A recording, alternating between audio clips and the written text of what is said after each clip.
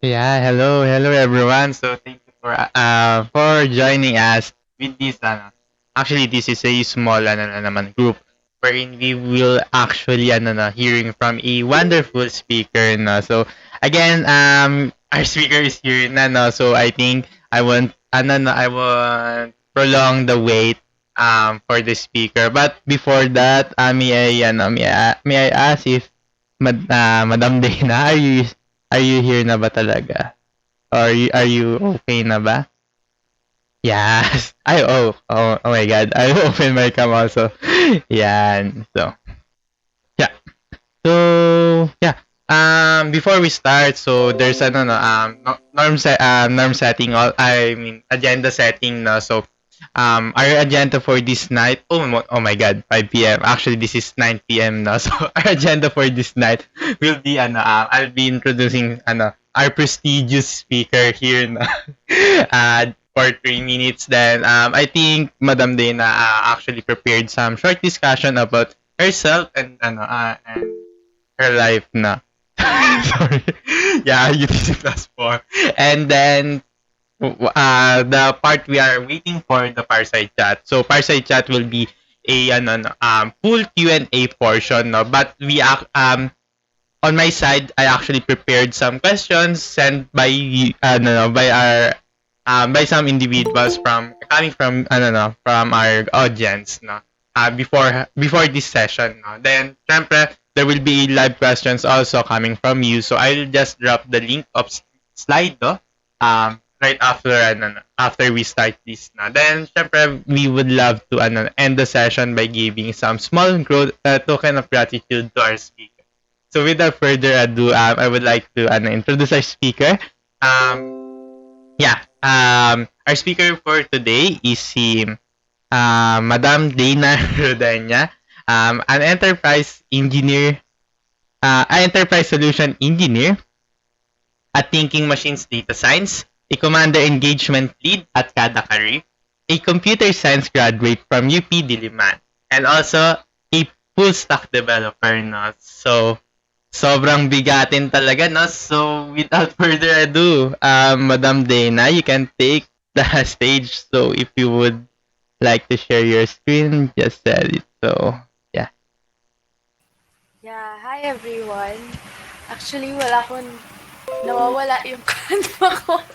I'm so sorry. So, I will just impromptu kasi, well, yung sorry, ganito yung preface. Pero, I joined volunteer group dati kasi kumukuha ako ng scholarship sa Udacity. Dapat. Tapos, yung Canva ko for the longest time na attached doon sa account na yun. Tapos, tinanggal na nila ako. So, nawala na yung intro slide ko.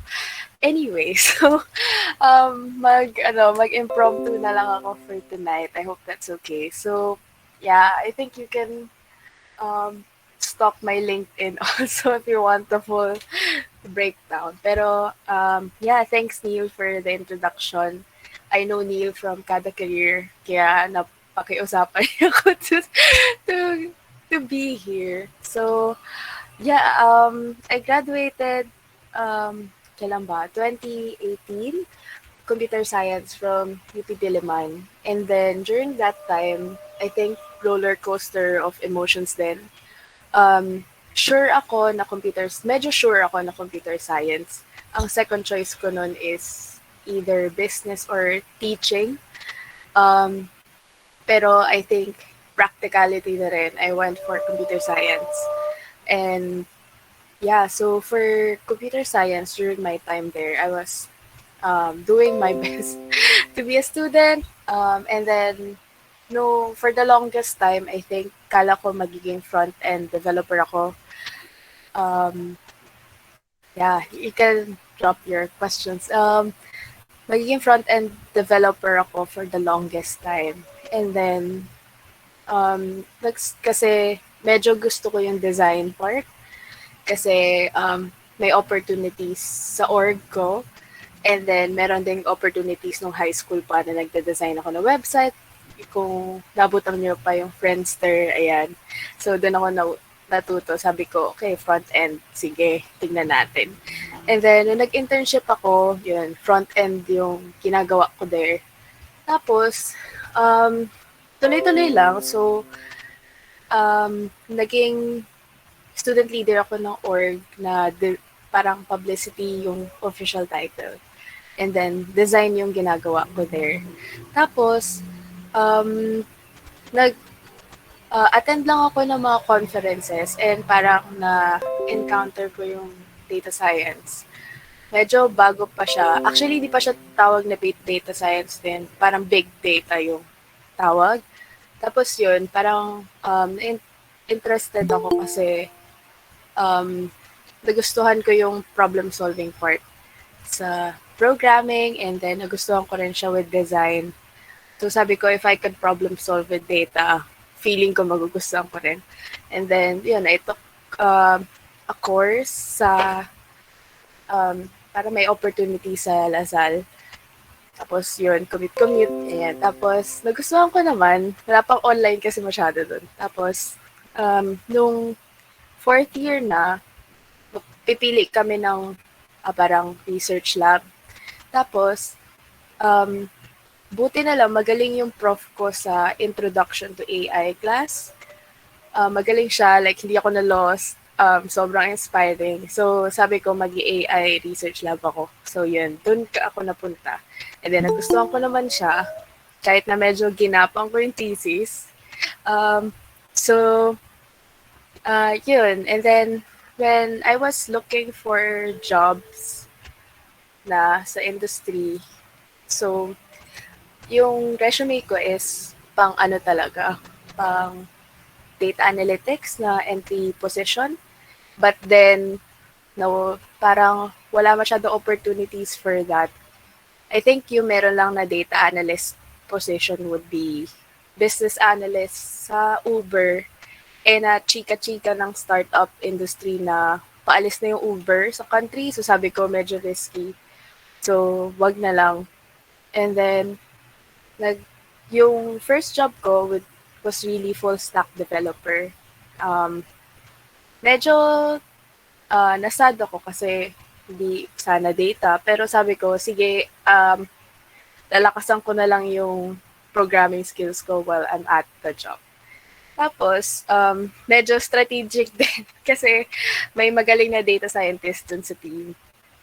Si Dr. Reyna Reyes, if you know her. So, yun, sabi ko, kung makakausap ko siya kahit saglit dun sa company, pwede na rin. Sige na, kahit na hindi ako data scientist. Matututo lang ako from her. So, yun.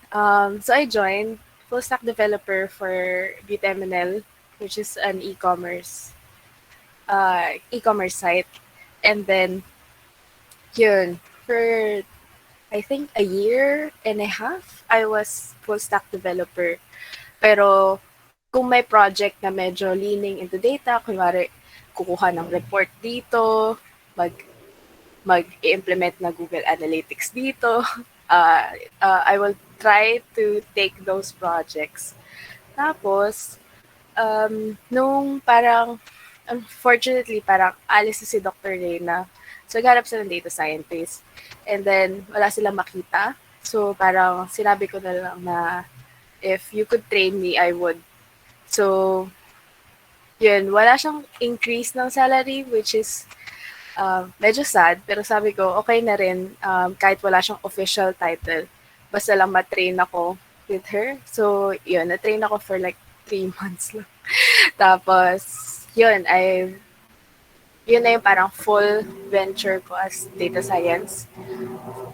Yung entry point ko. Tapos, since I was feeling imposter syndrome, kasi parang sure ba sila na kinuha nila ako, kaya blah, blah, blah. I joined, sakto rin may nakita akong opportunity for ESCO Labs na parang na bootcamp. First cohort, I tried to apply.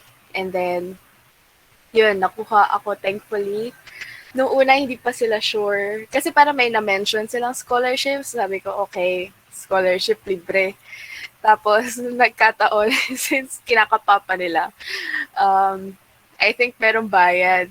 And then, I was like, sige, okay na rin. So, binayaran ko eventually ng paunti-unti.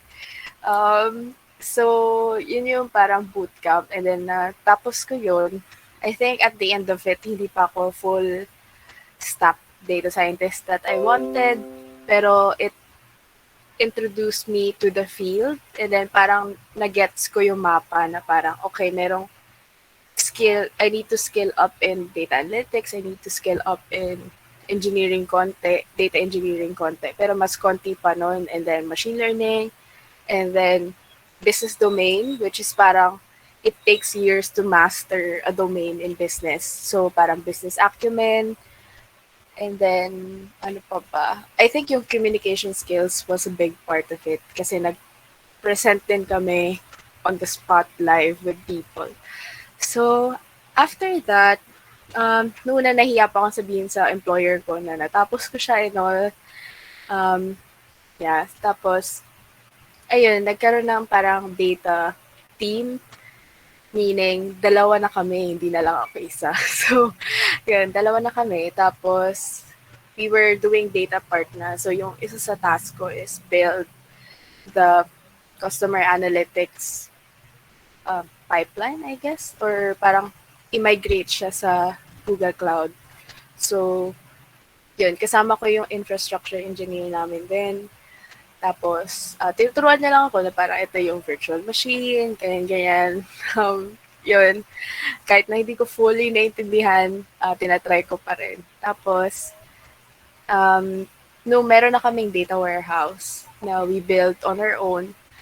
We tried building the data culture there. So, talking to people, building dashboards, and then parang hindi kasi lagi pag may data ka na usable na kagad. So, may steps doon on analytics.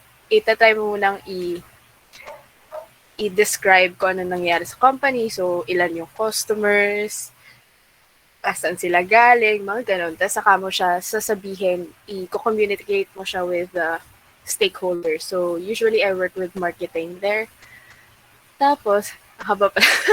Tapos, no marketing. So, yun yung ginagawa ko for the longest time. Dashboard, communicating with marketing. Ano ba yung kailangan nyo? Makaka-help pa to. Tapos, since kita mo yung data, makita mo yung potential niya.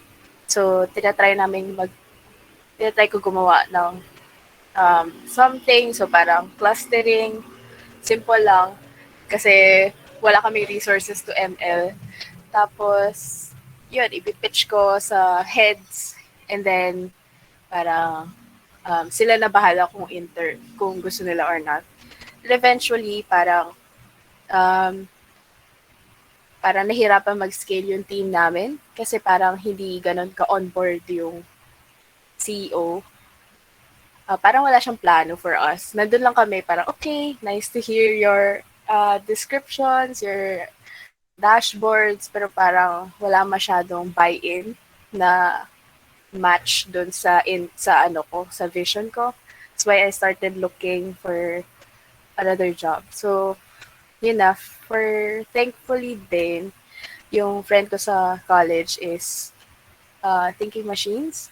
Yun na. Tapos, I applied as, yung sinabi niya, Enterprise Solutions Engineer.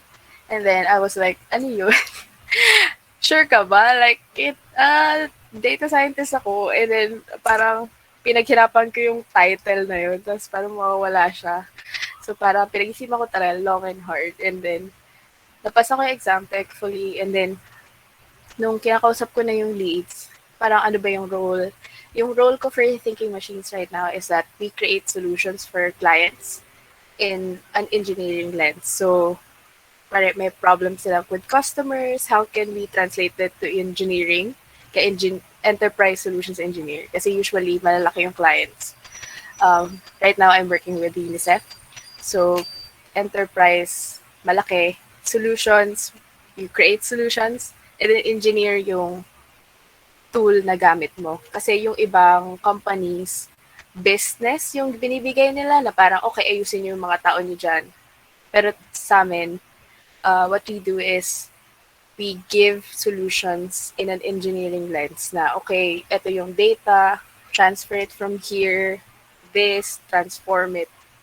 Likewise, gamitin niyo itong tool na to, tapos ito yung path for you. Parang ganun. It was nice kasi I feel like even though hindi na siya fully like data science, I don't usually, sobrang dalang na lang ng machine learning, mas na harness ko yung problem solving ko in this role.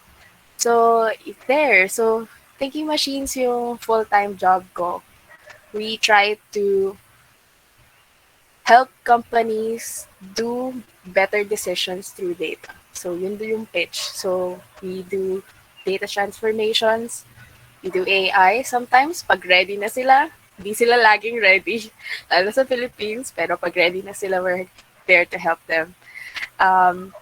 Yeah, and then yung other life ko, which is just recent, kasi sa pandemic na parang I wanted to help, which is Kada Career. For Kada Career naman, we try na to help students launch their career by training them, talking with them, knowing their problems, and trying to help as much as we can. So, yun yung other life ko, which is dun ko na-meet si Neil. So, here we are in this. Ang haba pala. Sorry, pero yun. Um, yeah, yun siya. Yeah, actually that's okay no, sobrang insightful no sharing no. So, yeah, actually the first question, yun no. Again, we will go through the prepared questions, and for our participants, if you have other questions, you can actually ask it live or through the slide link that I sent. Pero yeah, going back, I actually the first question actually prepared for you is kinda answered it earlier on. So, I will, I will just iterate it na. So, is being a data scientist is your first choice in career? What made you choose data science as career path? No? So, I think, yeah, would you like to summarize what you said earlier or we can skip na Sure. lang? Yeah. Sure. Well, TLDR, no. Pero to be honest, hindi naman like solid yung choice ko. I knew na tech, um, yun yung medyo solid kasi my mom was computer science. Then, hindi siya computer science, para IT siya kasi wala pa masyadong computer science na course no time niya. And then, programmer siya. So, nakita ko na parang ang cool. And then, totoo mag-Friendster, totoo mag-front-end doon. Sabi ko, oh, baka ganito yung gagawin ko.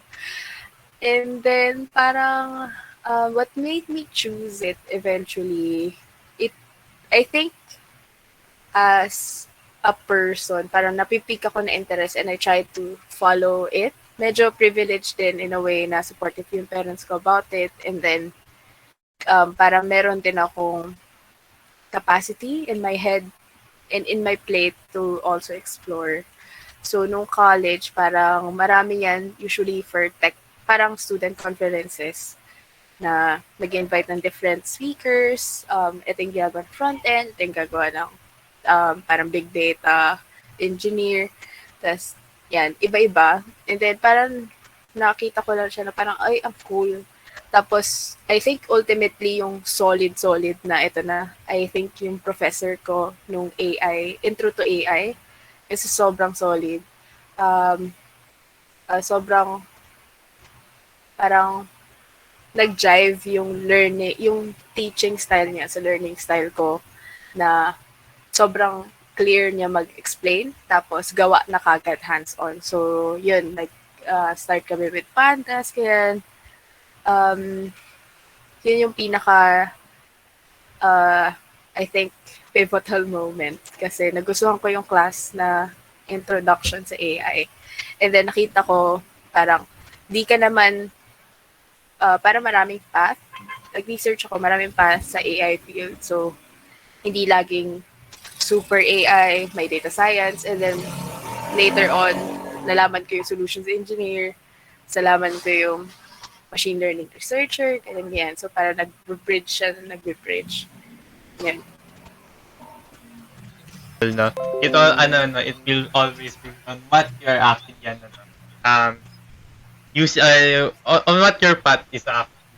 On what are you on your path right now, no? So, if may Yeah. magaling kang prop, if, yeah, here, actually, no, for background, our participants here is actually all data component, learners. So, um, might Yay. as well data camp will be your pivotal point in your career, so you will choose data science, no? Even though they're data component learners, we do have different courses, merong computer engineering, computer science, IT, and others like that.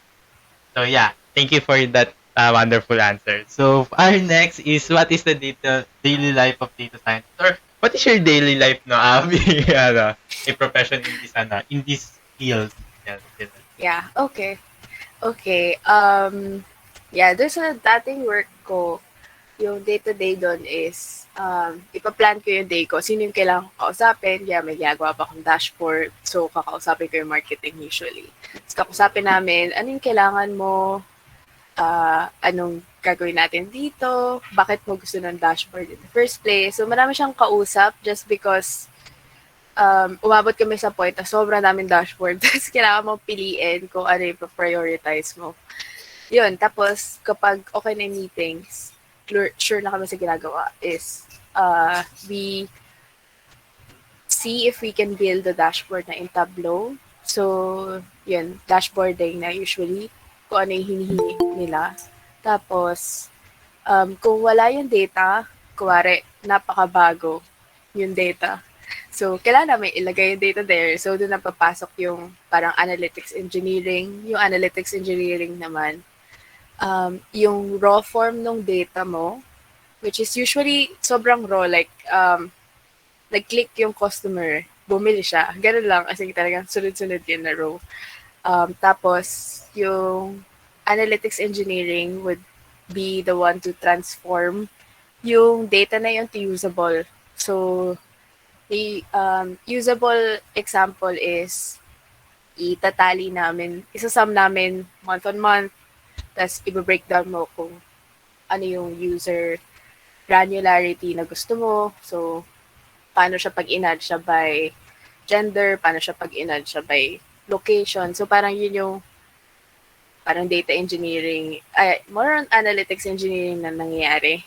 Sobrang dalang namin mag data engineering noon kasi ginawa namin yun sa first half. So, hindi na siya, parang siya sa everyday task. So, more on transforming and then dashboarding and then talking and then presenting that insight to your stakeholders. Tapos, ngayon naman, na most more on, nasa thinking machines na ako, ang day-to-day ko is, nag-research kung paano namin ma-solve yung problem.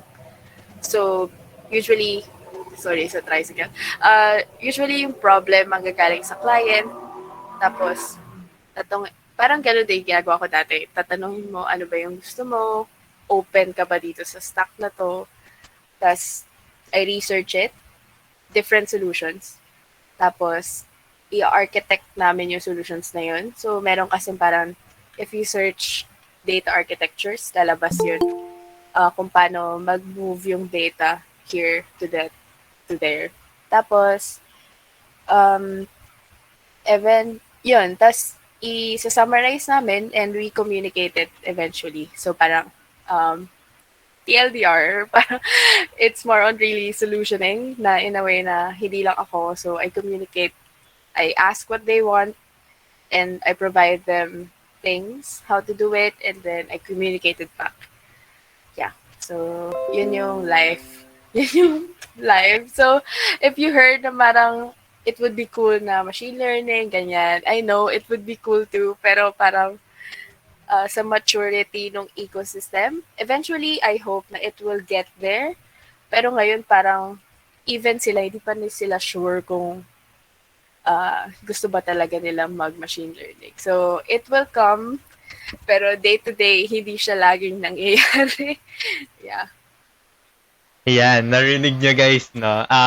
Siguro, So, siguro kasi yung kadalasan when it comes to data scientist, wow, AI, ML, no? Pero it is actually ano no, all data, right, 'di ba? So you will actually start from the beginning, to the analysis, transforming. Actually, 70%, 50% is transforming and Transforming, cleaning. cleaning. Yeah. Yes. So might Yeah. as well, guys, right now you could actually focus more on data cleaning, transforming, presentation, and analysis. Then, yeah. Kasi sabi nga ni Madam Dana, hinog pa nga ang Pilipinas for AIMM and Yeah. ML and God. ML. Yeah.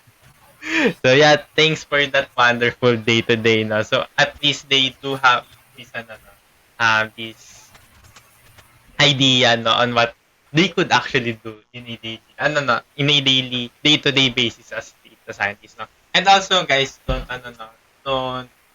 be confused, no. Data scientist, machine learning engineer is different, no. So if you would love to create more on machine learning and predictive analytics, you go with the machine learning, right, Madam Dana? Yeah. Yeah. Yeah, I think kung siguro hinog na yung Pilipinas, ML engineer din ako. Kaso wala eh.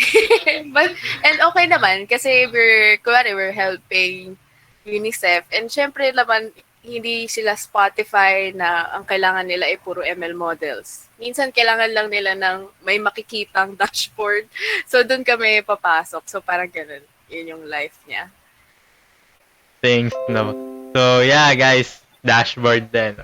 Tableau, Google Data Studio, Mm. Power BI, no. So yeah, for our next question, actually, this is more on personal side, no. As a data scientist, on what field you are actively contributing? Is it on edtech right now in Kada career, or it is on business, finance, or academic research for you? But or if you're not currently contributing or actively contributing to a field, what field you are seeing or you are looking forward to contribute more? Yeah. Okay. So right now I'm actively contributing for social impact data science. So marami siyang facets I've learned and lumalaki pa as I keep on learning on it. So data science for social impact. We're working with international orgs, parang UN orgs, and we're also working with government, although sobrang bagal ng government. Sorry. Minsan di gumagalaw. So, kasama din yun. Patience. I'm also learning patience. And then, dun sa data science for social impact, parang, I think it needs to be more on leaning sa open source na tooling. So, doon ako mas nagre-research ngayon. Parang isa araw I've learned na merong emerging na open source lakehouse na Dremio. So, it promises na since open source siya, merong whole ecosystem na nag-work together. A big one is also Apache. So, yung open source products nila really unlocks a lot of things na mas accessible sa social sector organization. So, doon ako mas nagli-lean engineering-wise. And then, in terms of soft skills, it is learning. Kasi usually, pag social impact, wala masyadong budget. And then, maraming qualitative data, which is I'm learning din ng kada career. And then, parang usually kalat-kalat yung data. So, meron ding concepts like data mesh. So, yun yung medyo mas inaaral ko ngayon kung paano siya ma-solve through a proper data architecture na mas angkop sa social impact industries. So, yeah. Actually, we do have this is actually the second part of our mini series of how to be a data science or that creating your own data science journey. No? Our first event is we actually invited Amy. No? I believe you know Amy, Armeline from Star. So actually, Armeline, yeah. yeah, actually her she is actually actively contributing naman in education field, no. So yeah, you can see guys that being a data scientist, you must you can be anyone, no. You can actually actively contribute to medicine and other on engineering and other thing, no. So right now, it is not no, you're not pressured to actually choose on what Yeah. field you will contribute, but you could actually think as a data scientist what you will focus on. Siyempre marami kasi so you need to focus on specific on what resonates you on you the most. So for our next question, for you, what skill, one skill lang, one skill One. no or thing that an aspiring data scientist must have in their journey. Pwedeng pwedeng ballpen, pwedeng or kung if skill, pwedeng analytical skill or anything. Ano yung isang maibibigay niyo po? Oh my. One thing. Shucks. Um, uh, yung if soft skill, dadaya na lang konti. If soft skill is learning how to learn on your flavor of learning, I would say. So, kasi, um, just because the industry is booming, parang it's ever growing and parang it's not stopping anytime soon. So parang nasa tech tayo, which is already a growing field, and then data is also exponential. At tapos parang yung orgs or parang sectors na touch nung data science is also growing. So we're spreading into psychology, spreading into education. Hindi na lang parang enterprises na finance, ganyan, ganyan. And also, which is, I like yung social impact na parang development sector na touch na rin. So, it's ever growing. And then even for the open source field, daming new things to learn, always growing. Siguro yun yung skill to learn. It takes a lot of heart, I would say. Parang learning how to learn on your own na parang, okay, gusto mo ba na meron kang side project? Mas magaling ka ba doon? Mas magaling ka ba pag naka-Datacamp ka? So, go, push mo yan. And then, kung mas magaling ka with other people, you can take on bootcamps, you can take on parang, meron din parang swarm work na sa friend of a friend na ginagawa nilang app. Parang, try to take things na would interest you and try to learn it on your own. Yeah, medyo, if hard skill, maybe, I would say, parang, hindi ko alam kung, I would say parang, sequel can be, kaso baka, medyo hindi ako super hard on this kasi I feel like sequel could be obsolete. Parang hindi naman siya constant thing. Meron yan dating no-sequel na movement. Tapos, eventually, lumakas pa rin yung sequel. So, I don't think hindi talaga siya super concrete. Siguro yung fundamentals of parang programming, which is kasama sa SQL, kasama sa Python, yun yung important. Kasi if you know the parang fundamentals and paano siya nagmamanifest sa JavaScript, Lord help me, JavaScript, or paano siya nagmamanifest sa NoSQL na bago, paano siya magmamanifest sa Go. So, yun. I think medyo important siya if medyo dun ka sa engineering side of data science. So, actually, this is also an recurring idea. So, for Amin naman, it's all about curiosity. So, a data scientist must hold its must have its curiosity. For you naman, you, as a data scientist, you must, be comfortable on your learning style. So, yeah, take note of that, guys, no? Kasi, by just, setting these things up, you could actually, boost your journey. So for our next question, again guys, if you have other question, you could actually drop it on the slide, the link that I will chat now. Yeah. So yeah. For our next question, does a data scientist need to memorize by heart all of the algorithms and methodologies and other anything in data science or yeah? How to code it, feel ko no. Kasi I think you rely on other engineers before you. Thank you, other engineers. And even for open source, parang it's there. Nandun yung GitHub repo, and then meron ating Stack Overflow.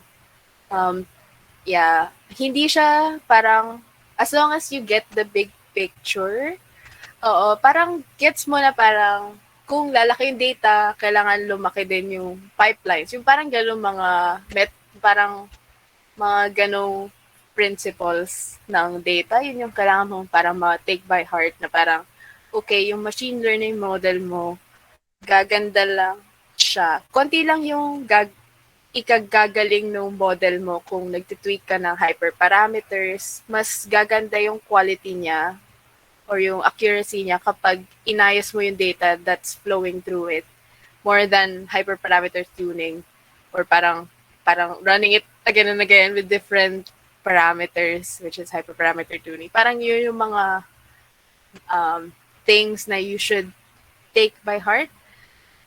Pero yung mismong coding, yeah, you don't need. You can Google it.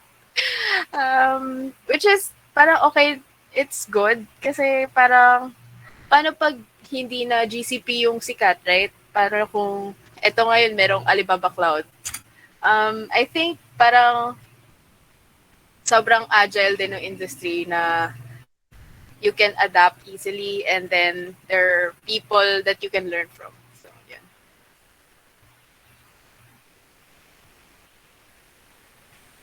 Yeah. So, sorry. Hindi pala ako nakamute. Ay, hindi pala nakamute. So, yeah. Ayun na, guys. You don't need to be actually, all learning or all knowing na, na person when it comes to coding. No? Yeah. You should, actually understand what is you're doing. That's the gist of what, Madam Dana is saying. No? Understand by heart what you are actually doing. So, yeah. For our next question, actually, is there any secrets to be successful data scientist in the industry? Uh, uh, um, any secrets? Um, secrets? I think um, parang for my journey, I think medyo medyo sakto rin kasi to sa learning style ko is finding mentors who would be, hindi naman sila kailangan really hands-on, pero who would really take you forward. So I think yun yung privilege ko rin na parang naka-interact ako with mentors and parang parang ano eh, nung na-make sense ko na yung journey ko, meron talagang key people who helped me. So parang from my professor na napaka galing, Sir Tope, shout out. So yun, dun ako na-inspire na tignan kung saan ba pupunta tong AI journey. And then, no nag-work na ako, yan, si Dr. Dana, and then, yung parang, hindi lang ako, pero yung mobile head ng tech team namin is napaka-involved sa community. So, doon ko rin nakita na, okay, pwede rin ako mag-community work with Kada Career and then Umdena, ganyan. Tapos, yung pinaka-mentor ko doon is actually an infrastructure engineer, si Jambi, if you know him. So, siya naman yung parang, hindi siya super data, pero marami ako natutunan sa kanya on how infrastructure should be and how architecture should be na parang para hindi babagsak yung website namin. And na-apply ko rin siya sa current work ko. Tapos, yan, yun with people in thinking machines and like mainly kaya ako nag-join with them kasi ang daming mentors there na mas magaling pa talaga sa akin. Minsan na-intimidate ka pero parang I try to get as much learning from them and try to ease my intimidation part.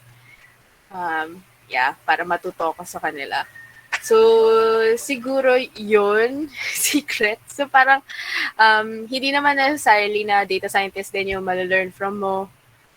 Pero kung may nakita kang person na you really admire, you could try reaching out for help and then pwede mo ring kung hindi ka masyadong sobrang comfortable in talking like one-on-one, you could start by listening to or following them and then listening to what they do, ganyan ganyan. So I think that's how that's my secret just because sakto siya sa learning style ko. Parang may nakita akong person, anong ginagawa nila? Let's try to mimic it. And then eventually, yun, may matutunan ka one way or the other. So, yun. That's great, no? So, mentorship and coaching talaga ang ano, ang secret. Pero yeah, this secret is actually ano, no, doesn't apply to all, pero you can take this ano, no, this secret from Madam Dina. And actually, you can actually ano, join be a cadet in Kada Career. Yeah, kasi here in Kada Career, we actually ano, do have these coaches that could help you ano, grow your career and could help you in your life as well. So yeah, have a coach or anything you ano no, any organizations you actually enter, search for a mentor. Yeah, sorry for the advertisement. So, going forward with our next question. What is the work culture in thinking machines?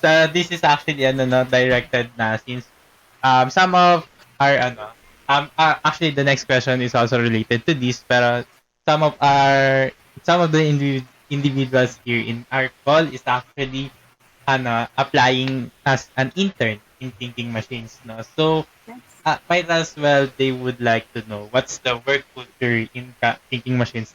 Do they like ano treat you as thinking machines talaga ba? Or, yeah, yeah, just kidding aside, No. yeah, yeah. Yes, apply lang, Pats. Let's go. Yeah, I'm glad that you're thinking of thinking machines, lol.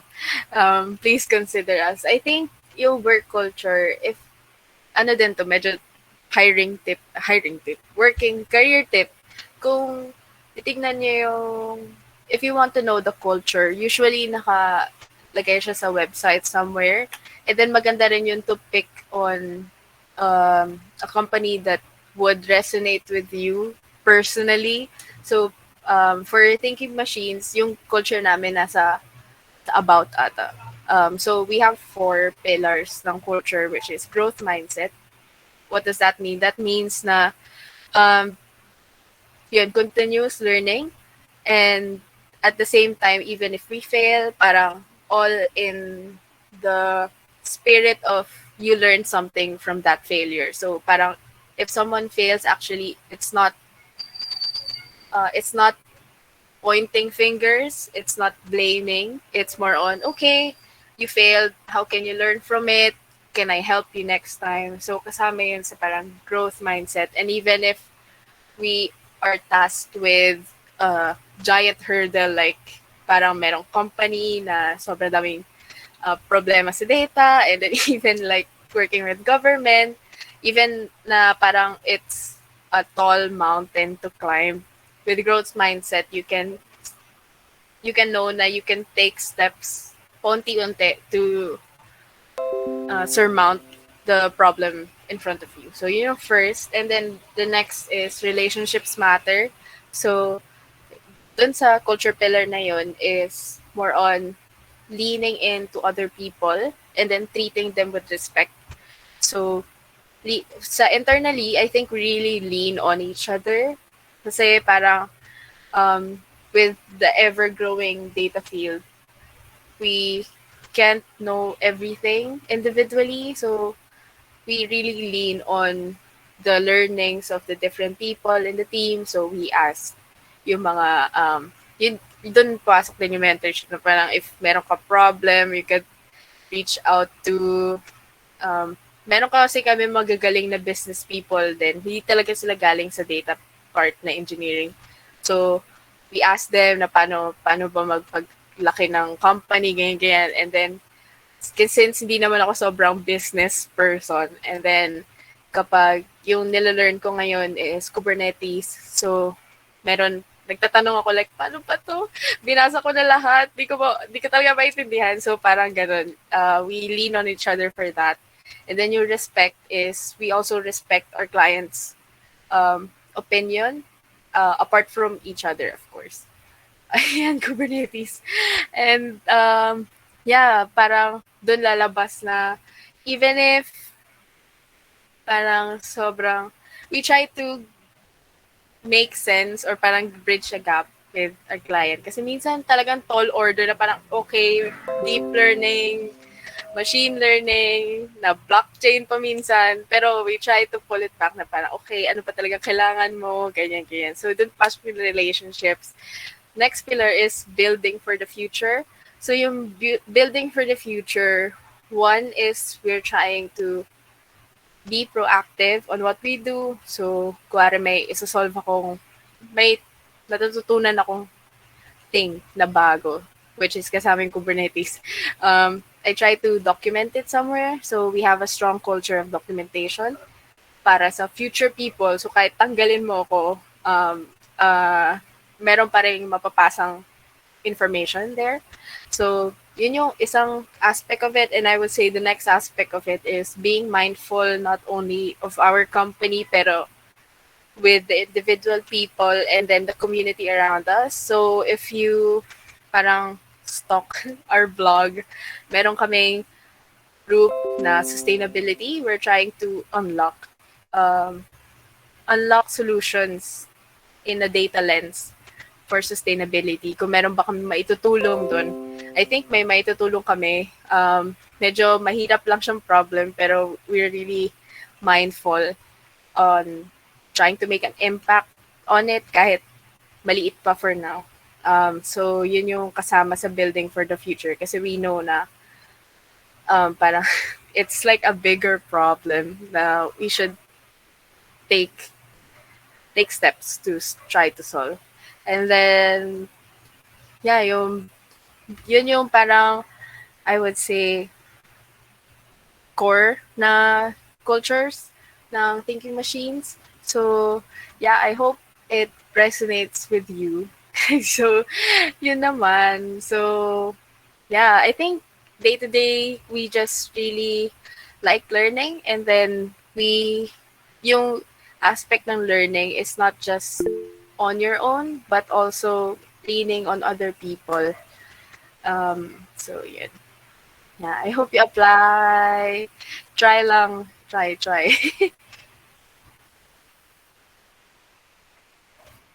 Will apply thinking machine salsa. So I think you know it well. Madam Dane. Yes. So yeah, this is actually the last prepared question. Then we will go to the live question as well. So for the actually you already said some tips, no. Pero yeah, there are do you have any other tips that current for the individuals currently in this meeting that is considering apply for an internship in thinking? Yeah. Yeah. I do encourage you to apply for internship for thinking machines. Tips. I think yung first part, phase one ng process is having a strong resume and then para merong maliit na tech exam, coding exam. So, passing that, those two with flying colors would be the first step siguro in tips. So, how do you nail a good resume? So, if doon kayo sa, dalawa kasi yung stocks na track na available. So, isang tech track and then isang business track.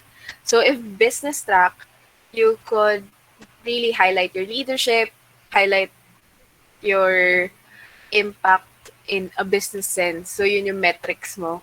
And then, kung tech track, I think you should highlight yung technologies that you use. Kasi, usually it doesn't matter naman na you don't know a certain technology na we use. Pero it shows na you can learn all of this plethora of tech stack available. So, parang try to fold it in to each project na project na nilalagay mo sa resume. So, kunwari, yun din, mag-focus ako sa tech track kasi I think engineers kayo. So, dun sa tech track, Uh, so, highlight niyo yung projects na you're proud of. So, pwedeng either nilead niyo yung project na yon or ginawa niyo siya like hands, like kinode niyo or something. So, kuwari, thesis or um, side project na ginawa niyo on your own. Can't remember na kung ano yung mga pinaggagawa ko nung college. Pero, kuwari nung thesis ko, so nakalagay project. Project is, gumawa kami ng parang fish detector. Fish computer vision detector. So, nakalagay sa ilalim nun, tech stack. So, gumamit kami ng Python, ng TensorFlow, gumamit kami ng, ano ba, TensorFlow Lite, I think. Hindi ko na matandaan. Basta yun na mobile version na TensorFlow. So, yun, nakalagay yun sa ilalim. And then, dun sa ilalim pa, which is yung parang description ng project, i-describe nyo kung anong ginawa nyo, pero most of all, highlight the impact. So, with that project, nakakuha kami ng, ano ba yun, 90% accuracy. Hindi ko na matandaan kung ano yung accuracy. Pero 90% accuracy, blah, blah. Talagang in numbers. And then kunwari, leadership project naman. So, kunwari, nag-lead ako ng Olympics competition. Kunwari lang, pero hindi talaga. So, yung tinuro nyo doon, since hindi siya tech stack, more on leaning on, you led a team of 50 people in this project, resulted into 18,000 attendees. Parang ganun. More on, yun yung parang tips on resume. Sorry. I really reiterating this kasi medyo important yung resume. I think at the end of the day, basta lahat ng proudest moments and metrics nandun, if medyo na-overwhelm. So, I think, lagay nyo yung tech stack, leadership roles, and then how did you impacted it by number. So, that will make a great resume. And then, dun sa coding exam, I think you can, kung medyo rusty na sa coding, sa programming part, you could practice. Yan, Datacamp, you could practice muna. And then, during the exam, just, minsan mahirap, pero tiyagaan talaga na, mas better na makomplete mo as much as possible kaysa sumuko, like, midway. So, yun. And then, yun, pag nakapasa kayo, first, first milestone, yeah, yun. Doon na yung papasok yung interview, which is another interview practice. I would say go to our go to our workshop or sa guidance. I think nung college kami meron kaming guidance. Pwede kang mag parang training doon or with a friend. Kunwari siya yung person. Yan, ganyan. So, yun, practice talaga. Resume. Go guys. Can do it.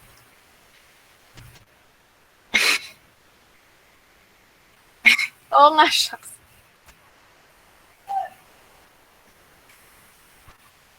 Mhm.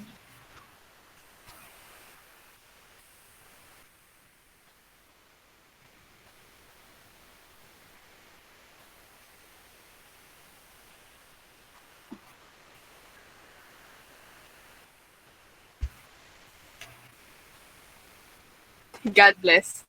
Tsagaan nyo. Tapusin. So yeah. So yeah, we're going with the live question. So ayun. So for our first question, any suggestion po for data science passion project? So baka parang may malagay, baka mamaya gawin nila lang ngayong araw na to tapos malagay na nila sa resume nila. Wow. Yeah. Okay. Um, Data science passion project. Um, Mahirap akong mag-commit sa passion project, I would say. So, nagpa-commit lang sa akin is nung nag-volunteer ako for Omdena. Yun lang talaga. Nagpa-commit sa akin. Pero I would say if passion project, so have it achievable and then something that you're really interested in para matapos mo siya end to end. And then something that you can show impact of. Parang, pag nagpipili ka ng passion project, isipin mo kung bakit mo siya gagawin. So, dahil ba gusto mo matuto ng pandas? So, okay. So, try to find a passion project na mag-fit doon. And then, at the end, sabihin mo na, okay, I finished this and ito yung natutunan ko sa pandas, blah, blah, blah. And then, kung gusto mo naman na yung learning goal mo from that project is um, makita yung mga fake news sa Twitter. So, from that, medyo mahirap yun. Medyo mas malaking learning goal yun. God bless. Pero parang pag natapos mo siya, um, ang sasabihin mo naman doon sa impact is, dito ko, ito yung natutunan ko sa fake news sa Twitter. So, ganun siya. Parang, have a learning goal first. Ano ba talaga yung gusto mo? Yung syempre yung makaka-motivate naman sa'yo. Kung medyo geeky ka sa tech stack, kuwari matutunan mo yung Streamlit, gusto mo matutunan yung Streamlit, doon ka mag-lean in. And then, kung mas gusto mo naman yung impact, kunwari education, doon ka mag-lean in naman. So, yan, yung pagpili ng passion project. And then, commitment, of course. Yeah, kailangan natin ma-deliver yan. And dapat, realistic. So, hindi ka naman makareplicate ng talagang sobrang laki kung maliit lang yung time mo. So, yeah. From what Madam Dana said, so you need to actually define what you want, not for you to actually what passion project. So, kasi every one of us has a different perspective and point of view. And also be committed on what you want. Kung gagawa ka talaga ng passion project, you need to be committed at first na you will create na. So, before we answer, is it okay for you, Madam Dana, to extend like around 5 to 10 minutes since Yeah. for us to answer all of it? Yeah. I guess for our next question, I feel you actually answered this a while ago. Hard skills for entry-level data analytic roles and soft skills. Mm-hmm. Okay. Data, data analytics na entry level, I think data wrangling na medyo gamay mo yung data. I would say depende sa company, pero kung ako yung mag-hire, hindi ako masyadong um, strict sa tech stack kasi may data analytics people na Excel yung sobrang gamay-gamay nila. Like, kaya nilang pivot, transform, blah, blah, blah. And then, meron din people na sanay sa pandas. Meron din people na sanay sa SQL. So, I think yung hard skill doon is really wrangling the data. Paano ka mag-aggregate, paano ka maglinis, paano mo halapin yung lilinisin mo, tapos paano mo i-match yung gusto mong makita sa analysis based from the data that you have. Kasi usually sa data, sobrang gulo pag nakita mo firsthand. And then, paano, syempre, i-wrangle mo in between, and then, paano mo siya i-present din. Yung soft skills would be, how do you communicate that visually? So, using the chart. So, meron yung whole field. I think, meron ding conferences before na inattendan ko. Like, whole field siya on how to do data visualization. I think, basta, I think being sharp on what you want to say dun sa analysis mo would be a key skill, which is under communication skill. So, paano mo communicate, be clear, and then paano mo siya present with your dashboard or your slides. So, yeah. Actually, similar with Madam Dane. Actually, I started with Excel. No, if you would ask me, I'm actually intermediate to advanced data wrangler in Excel, so I can actually, even though it's 10K, I can actually transform it. So you could actually start from anything, even though it's Excel. You can actually use that for your data analytics. So for our next part, I think this is actually kind of related with your full stack development role in your previous role na. So paano nyo po minamanage yung pag-study ng different texts? At Tech this is stack. actually Okay. early on your career and sabay-sabay po pa or isa. Okay. medyo it's a blur na. Um, kasi, actually, medyo side note. Medyo red flag pala pag yung company mo pinagmo-multi-hat ka nang walang extra bayad. So, I've learned that. So, pero kaya medyo meron ako memory gaps kasi hindi ko rin alam kung paano. So, meron parang ang nangyari is dito ko na-unlock yung parang time, parang context, how to handle context switching. So, ginagawa ko nun is dinidivide ko yung days ko. So, meron akong project for full stack. Which is di naman ganun kalaki. I think mas malaki yung data na part. So, yung umaga ko, gagawin ko yun. So, mag-allot ako ng time dun. And then, yung hapon, dun ako may parang data stuff na ginagawa. And then, nung feel ko hindi siya enough, dun ako pumasok sa bootcamp. So, dun sa bootcamp, medyo isa-isa naman siya. Like, this week, intro to coding, ganyan. Tapos next week, paano mag-wrangle. Tapos next week, iba naman. So, dun yung parang mas structured na isa-isa. And then, ngayon, parang medyo nahihirapan din ako pag sabay-sabay. And nafe-feel ko na dapat sabay-sabay kahit na hindi yun effective for me. So, ang ginagawa ko is, tinitake it. Ngayon, isa-isa na ako pag natututo. So, ngayon, natututunan ko, which is usually per day, isa-isa, hindi naman like weeks or months on end. So, may days na okay, pag-aaralan ko yung parang pag-aaral ako ng Kubernetes and then sa hapon magta-try ako isulat ko ano yung natutunan ko sa Kubernetes. Tapos the next day baka iba naman pero usually yun ulit hanggang ma-satisfy ko yung kailangan ko matutunan there. So ngayon parang isa-isa siya ngayon kasi hindi na ako parang hindi na kailangan. So, mas okay na yung buhay ko now. Pero may point talaga na sabay-sabay. Hindi ko rin alam kung paano. Yun. So, naghanap ako ng structure, which is yung bootcamp, and then naghanap din ako ng syllabus online. So, ganun.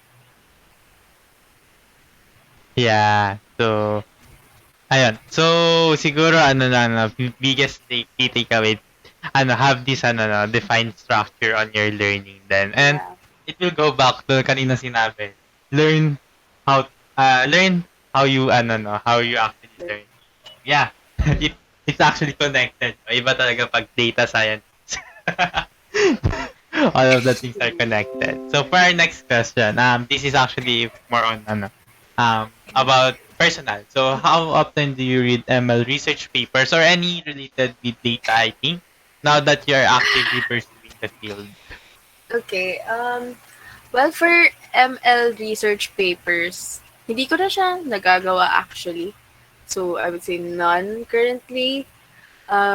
Usually, yung white paper na binabasa ko is more on engineering, na parang data engineering, ganyan. Or yun nga, yung data mesh. Parang yun yung mga binabasa kong white paper. Parang more on machine learning, mas ginawa ko siya pag meron akong project na ginagawa. So, nung last company ko, may ginagawa kaming logistic regression na model. Kasi yun yung pinas on na model sa akin. So, yun, binabasa ko yung research papers. So, kasi kailangan kong basahin. Pero pag hindi naman, okay lang. Actually, fun fact. So, nung nagka-conference sa Women Who Code dati. Tapos nandun si Steph C, which is yung CEO ng Thinking Machines. Hindi pa ako nasa Thinking Machines nun. And then tinanong ko siya na parang hindi ko na matanda kung natanong ko, pero more on advice on how to be in the data science field. Tapos sabi niya parang just be curious, read machine learning papers. read machine learning papers parang what she does daw is she reads every weekend. And I'm like, di ko ata carry yun. Pero, yun nga, your own learning style.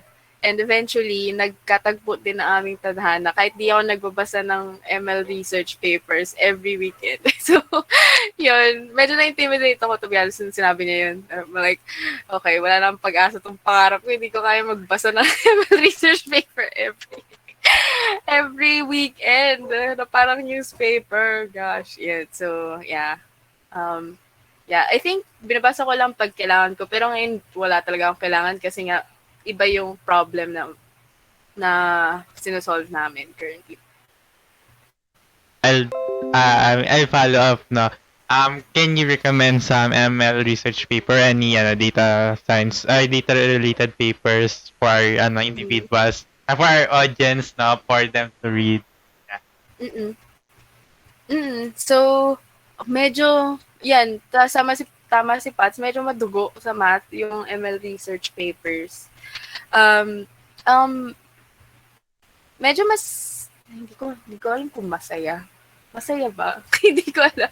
Pero try nyo tignan yung history ng computer vision.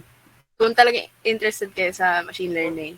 So parang hanapin nyo yung series ng RNN.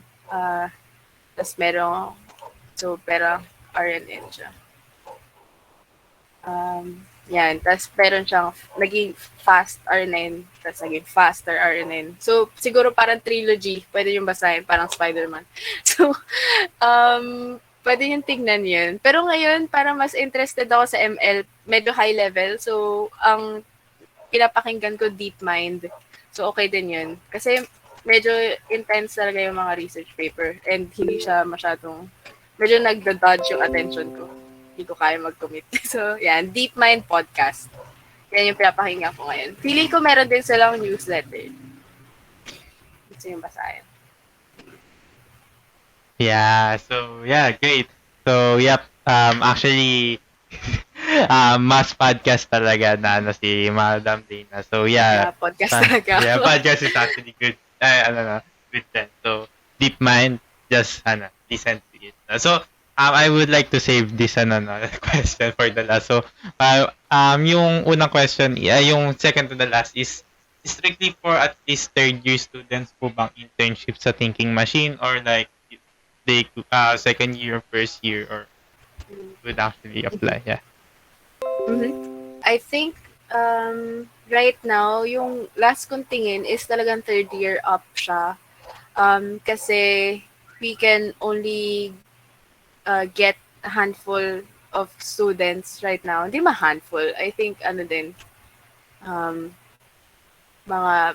more than 10. So, hindi ko pa rin sabihin yung exact, pero under 50, more than 10. So, yun yung pool of students na we want.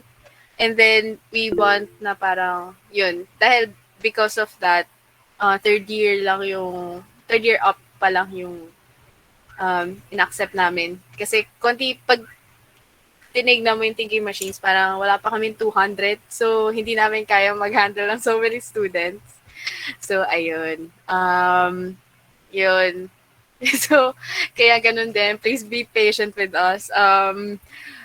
And, yeah, magaling. I think, even if you don't get in, which I hope you do, parang it's a learning experience. So, fun fact din, I tried to apply thinking machines no internship ako. And then, I was burned. Kasi during that time, one slot lang, friends. Ngayon nga, buti, more than 10 na, one slot lang yung kinuha nila. And then, hindi ako yung nakuha. And then, yun, medyo matagal na bago ako nag-try again. So, I would suggest na you apply, and then if not, I think it's not you. Parang talagang, sorry, konti lang yung kaya namin i-handle. And then, you can try again next time. Yeah. Yeah, meron lang question si Pats. I think this is confidential, pero can we have insider 10 to 15 slots ba per role, or overall na ba siya? For hindi na dalawa yung tech track. So, yun. Yeah. Times 2 niya. So, parang times 2. So it's like, that one track will have this 10 to 15. The tech track and the business track. Yeah. Okay. Yeah. So, ayun guys. It So, depends. we need to actually go through the needle's eye for for us to be accepted. Pero yeah, I think that will be fulfilling no for you if you are actually accepted in thinking machines. Knowing na you do have this 10 to 15 lang na spot. So for our last question of the evening, naranasan niyo na rin po ba yung parang hindi kayo confident sa inference na nakuha niyo from analysis? Kung oo po, paano niyo po siya na-overcome? And actually, Mhm. paano niyo rin siya like kung naibigay niyo na yung inference na yon, paano niyo siya i-revert or sabihin, ay, I think there's a more no, better inference from Yeah. this. So that's Okay. three question. Yeah, that's nice. Good question. Flashback yung dati kong work. Yes, maraming times na hindi kami, like, hindi ako confident sa inference na nakukuha ko. Um, Usually, parang as I learn things din sa analysis, meron akong own biases and then I try to detach pero minsan parang I question na parang okay, meron ba talaga ako. Usually kasi customer data yung titingnan ko and parang nahirapan ako minsan to detach my biases. Um, na parang yung mga bias like simple things na parang okay, mas maganda yung market for skincare saka kaya siguro mas marami yung people sa skincare. So parang mga ganun bias na maliliit na I really try to detach. So meron namang ways to do it. Um, one is in knowing siguro na it really happens. So kaya meron din yung industry, meron silang ways how to overcome it better na mas madedetach ka sa own biases mo sa analysis. So yung isa pang like role model ko ay si Cassie Korsakov. Siya yung decision scientist ng Google. Ang sabi niya is kapag nag-analyze ka ng data, try to have a holdout pool. So, split mo yung data mo, 70%, yun yung titingnan mo. Yan, tingnan mo sila. Doon ka mag-analyze. And then, yung 30%, iwan mo lang, wag mong titignan. Tapos, of course, randomize or uniform na naka-random doon yung pagpili mo. Hindi pwedeng cherry pick. Anyway, so doon sa 70%, doon mo gawin yung analysis mo. And then, may makukuha kang insight doon. And then, um, pag okay ka na, parang okay, ito yung lumabas. Try mo siyang gawin doon sa holdout dataset mo. And then, kung similar yung lumabas or parang swak, edi para meron kang proof, mas confident ka na nag-a-apply yung data mo even if sa subset niya.